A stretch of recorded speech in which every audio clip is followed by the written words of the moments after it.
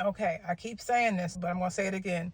If you are going out of the country, it's really time for you to make sure that you take somebody with you.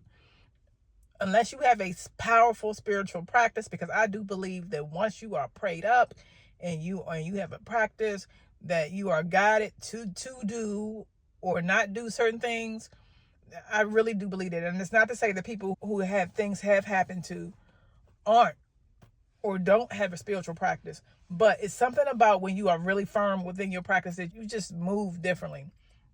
Anyway, this young lady decided to go to a different country, and all the information is right here at the bottom.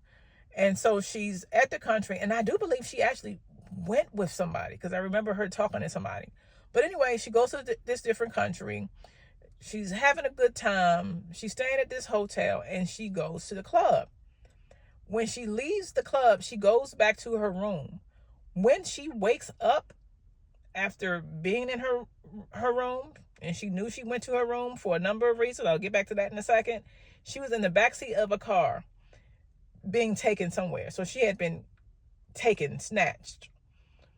Now, she was able to get out of the car, and she's fought this man like tooth and nail, like just boxing him on the side of the road, like just going for it, to the point where she has scratches on her face, on her lips. You could tell like she has been through it, like she was boxing this person.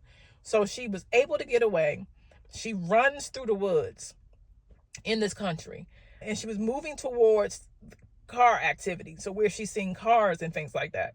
And so eventually somebody pulled over, took her back to her hotel, and she's telling the hotel people, look, this thing happened to me.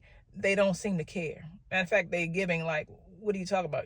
You were taken from the club. That's not on us. And she was like, no, I was back here.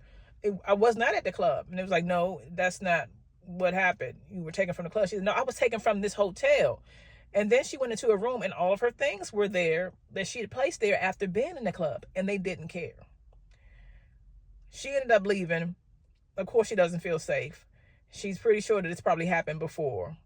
Maybe something about her that made them feel like she was an easy mark. But when possible, always go with another person. I've shared stories like this. Traveling, we should all travel. We shouldn't be afraid. We can't be afraid of everything. And we should all travel. But if we can do as much research as possible and start connecting with people who are really looking out for each other, even if it means that somebody don't drink, I think we're going to start hearing less and less of these stories. I'm so glad she's safe, though.